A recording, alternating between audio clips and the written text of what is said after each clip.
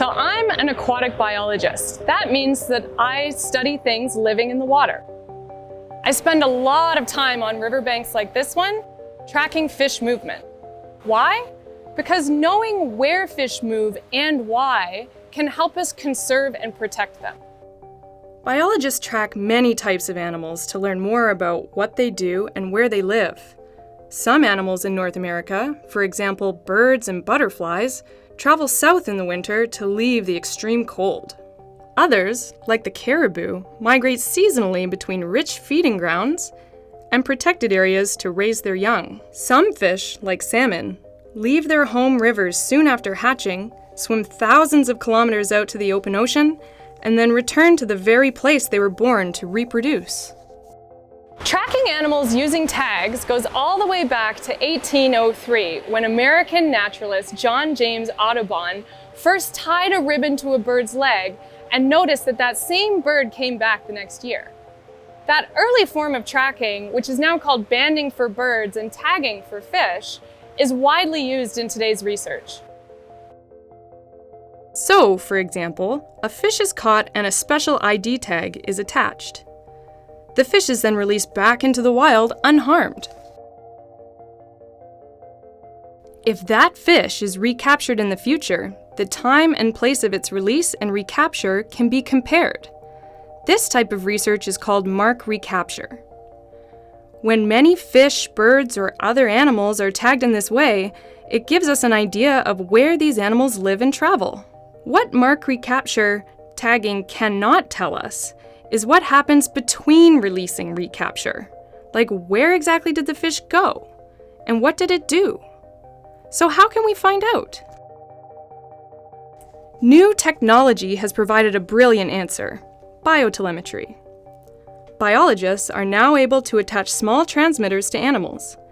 These send out unique identification codes that allow the biologist to track the movement of individual animals over a period of months or even years. There are 3 main ways of doing this. A radio transmitter implanted in a fish can send ID codes to antennas located above water at fixed points along a riverbank, or to a mobile antenna operated by a researcher on foot or in a boat. These transmitters don't have a lot of power, so the fish needs to be close to the antenna to be detected. Radio telemetry works very well in freshwater, but radio signals can't pass through saltwater well enough to be detected by an antenna. If researchers want to track fish without having to be there, they can use a newer technology called acoustic telemetry. Implanted transmitters send out a sound that can be detected by a type of microphone called a hydrophone, a recording device that is placed underwater. Similar to radiotelemetry, fish implanted with acoustic transmitters must be close enough to the hydrophone for it to record the sound. This distance can be anywhere between 50 meters and 4 kilometers, depending on the size of the transmitter and the water conditions. Transmitting data using sound allows biologists to collect information not only on where the fish is, but also the temperature of the water and how deep the fish is swimming. Because of these amazing advances in technology, acoustic telemetry is now widely used in both fresh and salt water. The third approach is satellite telemetry. It is used to track larger animals such as whales, sharks, or turtles that are able to carry larger transmitters. These transmitters require the animal to come to the surface of the water so that the signal can be detected by satellites.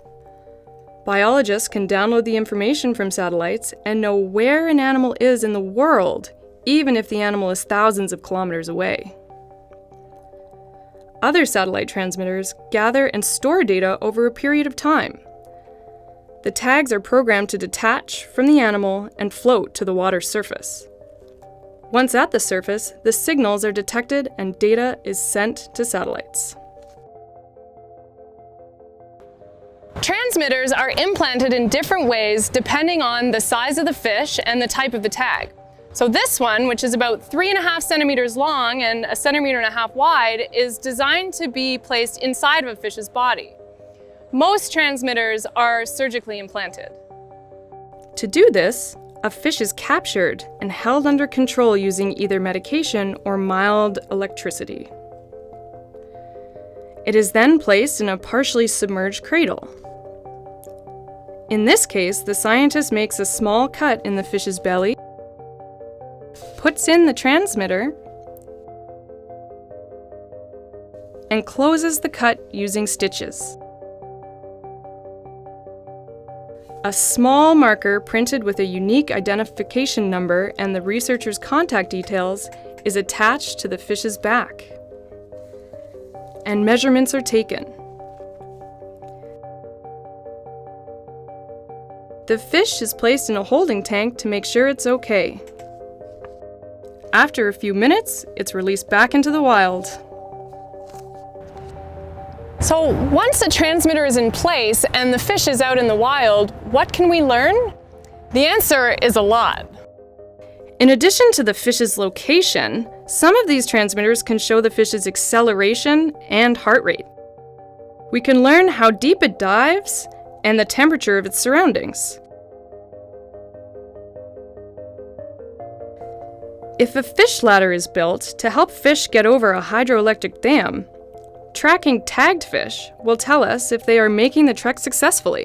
Information gathered from the same fish over months or years can tell us how its environment and behavior may be changing.